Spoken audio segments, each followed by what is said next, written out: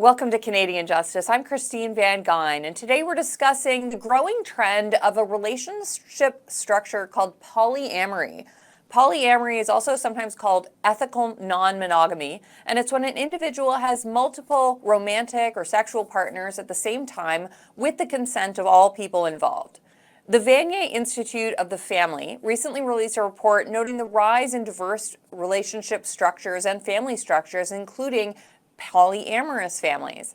Now, while data on the number of polyamorous families is sparse, a 2019 study from the Journal of Sex Research found that 1 in 5 Canadians has practiced consensual non-monogamy, and a 2023 Pew Research study found that 33% of Americans believe open marriages are acceptable.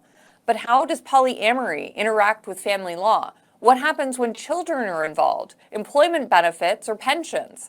The law assumes only 2 people are in a relationship. So how does this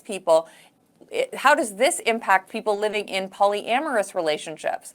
Here today to discuss this are 2 family law experts, John Paul Boyd and Michelle Kinney. Thank you both so much for joining me today. Now, Michelle, I described polyamory. I think one of the things a lot of people, including the producers in the show, have asked since I told them we were doing this episode. I mean, I gave the explanation, but people are still confused. I mean, what exactly does it mean? Is it, 3 people? Could it be 4 more? Do they all live together? What can you tell us about what a polyamorous relationship structure actually looks like? Oh, well, I think it can look like a lot of things. I would say it's a consensual, intimate relationship or a personal relationship between more than 2 people. I think the structures can be as varied as we can imagine. Some people all live together. Some people have a nesting partner and maybe another partner who doesn't live with them. Some people might have a few partners. I think there is no one structure. I think what polyamory is about consent and honesty and respect between the partners. So John Paul, I said in the beginning there's a sort of a lack of data about how common it is, other than we seem to know that it is on the rise. Is there anything you want to say about that?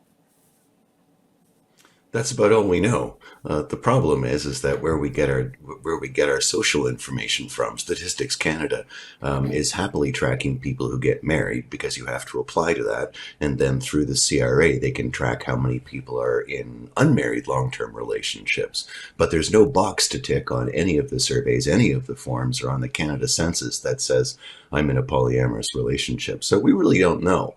But from some research that was conducted by the Canadian Research Institute for Law and the Family in 2017, we know that people who identify as polyamorous agree that the number of such people are dramatically on the rise, as is the number of people who are living openly in polyamorous relationships.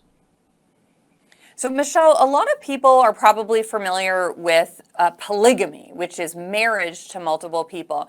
And it's typically, I mean, most of the time when we think about it, it's often grounded in a religious practice. It's also illegal. So, how is polyamory different?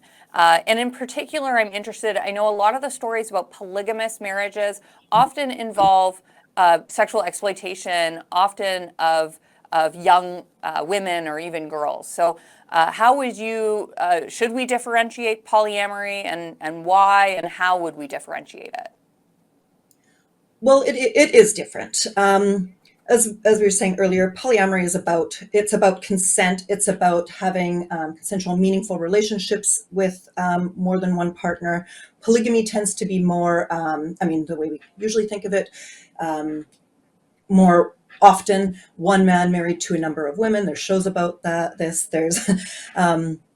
there's quite a lot of stigma around that. Polyamory, I think, is it's I would say it's not inherently more exploitive than any other type of relationship, and with the key being consensual. Now, we've got to go to commercial break now, but when we come back, I want to talk about some of the real legal hurdles that can be involved when people are in sort of non-traditional relationship structures, whether those hurdles are access to employment insurance benefits, wills and estate planning, and what happens when a polyamorous relationship comes apart? What happens with matrimonial home or division of property or spousal or child support? When we come back from this break, we're going to discuss all of those issues.